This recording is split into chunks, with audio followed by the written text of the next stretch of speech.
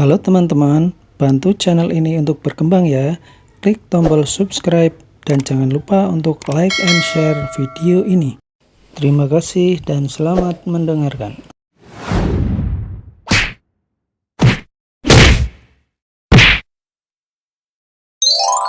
Bab 193, kamu harus minta maaf pada Valentino.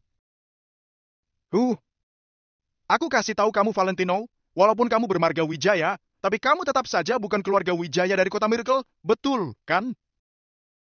Kiara berkata dengan nada dingin. Sedangkan Valentino sama sekali tidak menjawabnya, dan masih tetap berdiri diam di tempat saja. Ada beberapa hal perlu ditanggapi, dan ada beberapa hal tidak perlu ditanggapi. Dikarenakan memiliki begitu banyak istri di keluarga Wijaya kota Miracle, ini termasuk hal yang tidak pada umumnya. Aku beritahu kamu, kamu selamanya adalah pria yang tidak berguna, dan Angel tidak akan pernah menjadi nyonya muda di keluarga Wijaya. Satu hal lagi, mahar yang bernilai 20 miliar rupiah pasti akan menjadi milikku. Aku, Kiara, kelak menjadi sosok yang akan dipuja-puja oleh semua orang. Setelah Kiara berkata dengan nada dingin, dia menutup pintu dengan kuat dan pergi. Valentino menggelengkan kepalanya dengan perlahan.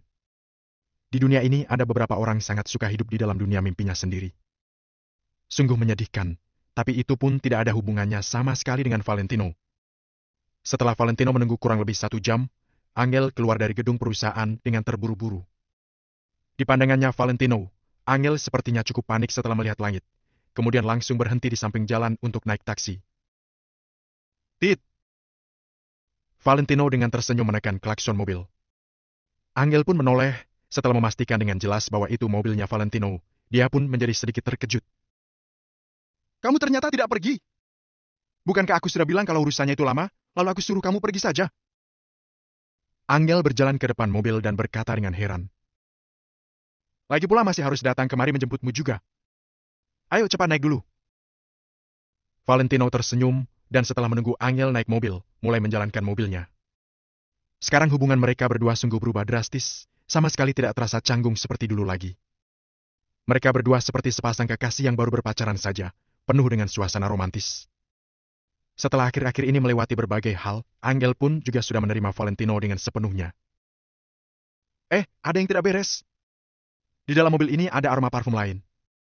Tadi kamu pergi kemana? Tiba-tiba Angel mencium aroma yang cukup pekat. Valentino merasa salut dengan gadis ini. Gadis ini ternyata sungguh sensitif. Namun, dia juga merasa Angel menjadi terlihat berbeda.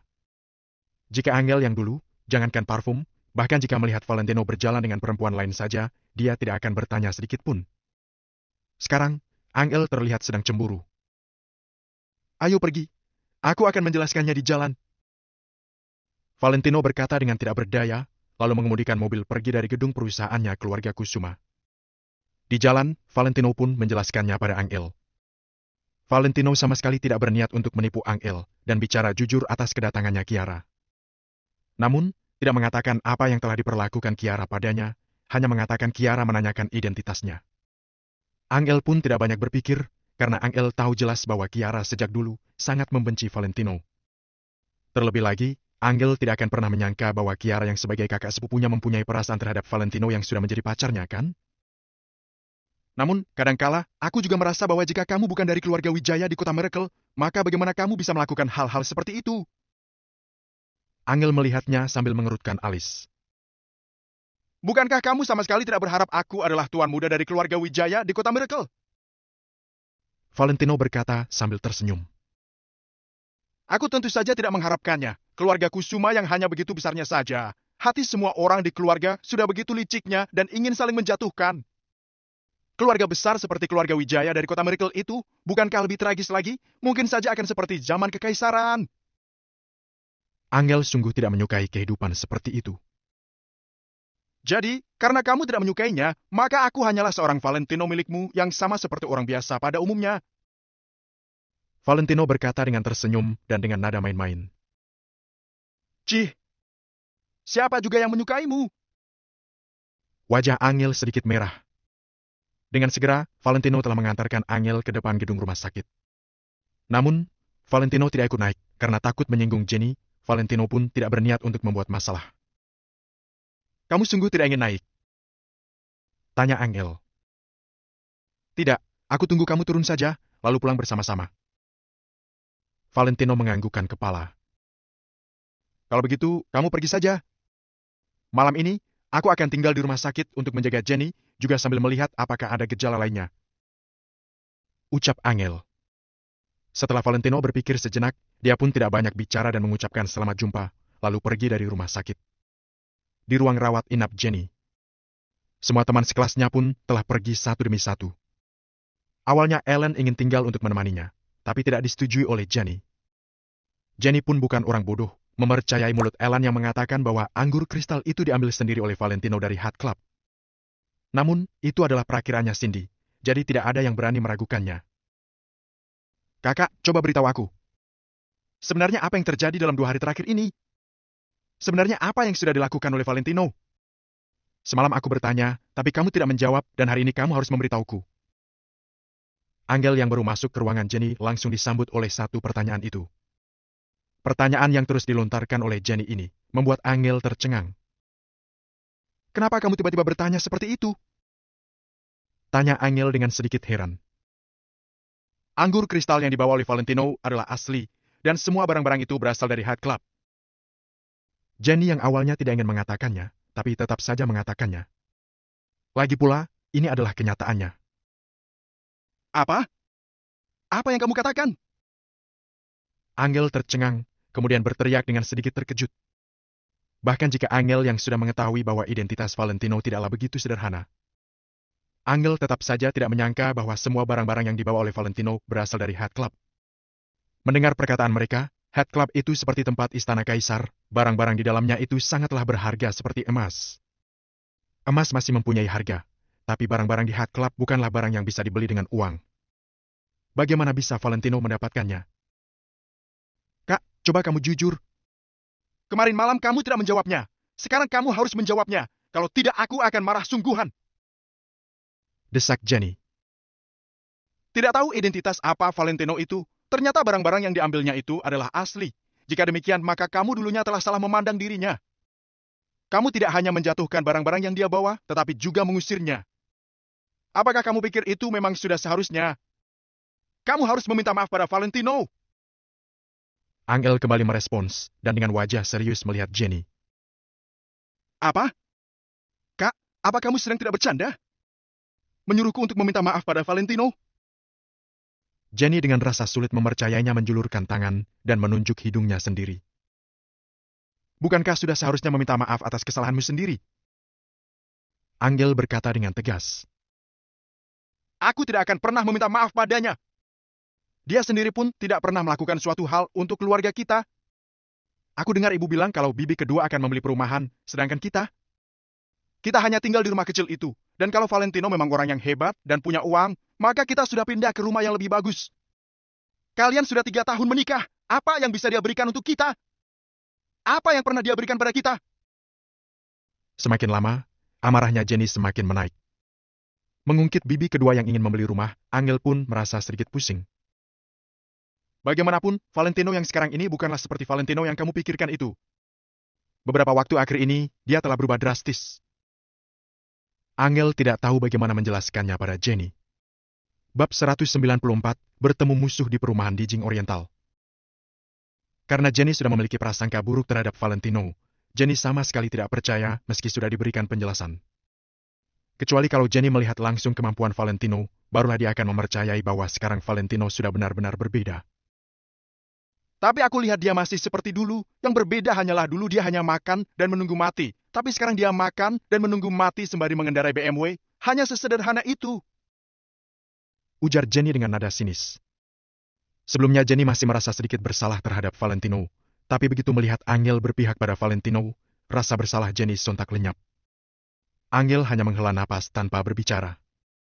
Angel merasa sangat kesulitan berada di antara adik dan pacarnya.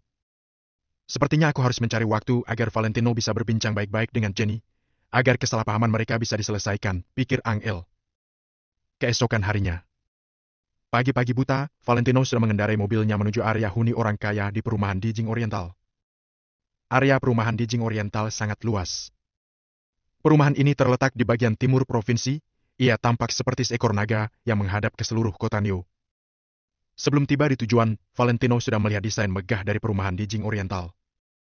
Daerah sekitarnya adalah area perumahan biasa yang dirancang dengan tepat. Lalu setelah masuk ke dalam, tampaklah deretan villa pribadi. Ketika melewati gerbang pertama, dua satpam melirik Valentino, tongkat pembatas terangkat otomatis, dan nomor plat mobil Valentino sudah tercatat. Valentino sangat mengagumi fasilitas keamanan di tempat ini. Setiap tamu yang masuk dan keluar akan dicatat, dengan begitu keamanan dan keselamatan penghuni akan terjamin. Biarpun terjadi kasus pencurian, mereka juga bisa melacak target dengan cepat berdasarkan data yang dicatat. Valentino mengemudi lurus masuk ke area villa mengikuti jalur utama. Di kedua sisi jalan ada kamera elektrik yang terpasang dengan jarak tertentu yang terus mengedipkan lampu merah. Setelah mengemudi selama hampir 10 menit, Valentino baru mendekati area villa perumahan di Jing Oriental. Bisa dibayangkan betapa luasnya area di sini. Selain itu, yang membuat Valentino kaget adalah villa di sini terpisah dengan perumahan di luar. Di antara area villa dan area perumahan biasa ada sebuah pintu elektrik lagi. Ternyata setiap tempat yang ada orang tak luput dari perbedaan tingkatan. Dunia ini tidak mungkin ada keadilan. Seseorang hanya bisa mendapatkan perlakuan istimewa kalau mempunyai uang. Tit, tit. Karena melihat pintu elektrik tidak terbuka, Valentino membunyikan klakson. Seorang satpam segera berjalan keluar sembari melirik ke arah Valentino. Papan pemberitahuan ada di sana. Satpam merasa Valentino sangat asing, jadi dia hanya menunjukkan papan pemberitahuan di samping. Di atas papan pemberitahuan tertulis, area villa pribadi, orang yang tidak berkepentingan dilarang masuk. Valentino tidak merasa marah karena peraturan perumahan di Jing Oriental seperti ini, karena semua ini dilakukan demi keamanan penghuni villa. Namun, Valentino bukan seorang dewa. Dia memiliki 2 villa di dalam sana. Aku baru membeli rumah, aku ingin pergi melihatnya sekarang. Ujar Valentino dengan santai. Satpam tercengang, sikapnya pun sontak berubah, lalu terburu-buru mendekat dan bertanya. Siapa nama Anda dan nomor KTP Anda? Saya periksa dulu. Valentino terdiam sejenak, lalu mengeluarkan KTP dan memberikannya kepada Satpam. Pak, tunggu sebentar ya. Satpam segera menerima KTP yang diberikan, lalu kembali ke pos jaganya. Valentino mengangguk, lalu mengarahkan pandangannya ke arah villa di dalam. Dia melihat villa tersusun berderet dengan rapi dan tampak sangat cantik dari luar. Baik itu ubin kaca pada atap, warna ubin dinding atau gaya desain jendela besar sedinding, semua itu sangat menarik perhatian. Valentino ingat Angel pernah mengatakan bahwa dia ingin memiliki sebuah rumah yang ada jendela besar sedinding. Tampaknya keinginan Angel bisa segera terwujud. Valentino perlahan-lahan mewujudkan keinginan Angel. Tak lama kemudian, satpam itu keluar dengan membawa KTP, tetapi ekspresinya tampak muram. Pak, candaan Bapak tidak lucu. Kalau kamu tidak membeli rumah di sini, kamu tidak boleh memasuki area villa. Ujar satpam dengan nada dingin. Valentino tercengang, dia mengambil KTP dengan ekspresi tidak percaya. Aku sudah membelinya. Ujar Valentino menjelaskan. Tapi aku tidak menemukan rekap datamu. Kalau kamu sudah membelinya, silakan tunjukkan kontraknya. Ujar satpam dengan nada sinis. Jangan bercanda, villa level terendah di sini bahkan mencapai puluhan miliar, pikir satpam dalam hati. Memangnya kenapa kalau Valentino mengendarai BMW? BMW ratusan juta bahkan tidak cukup untuk membayar uang muka villa di sini. Sekarang satpam merasa Valentino sengaja bercanda dengannya, jadi sikapnya menjadi sangat buruk. Valentino tercengang, dia tidak memiliki kontrak. Awalnya dia dianjurkan untuk menandatangani kontrak, tetapi Valentino bilang ingin datang melihat rumah dulu baru menentukan akan membelinya atau tidak, lalu akan menandatangani kontrak setelah dipastikan. Manajer penjualan perumahan di Jing Oriental juga tidak menolak, dia langsung menyetujuinya. Tunggu sebentar, aku telepon dulu.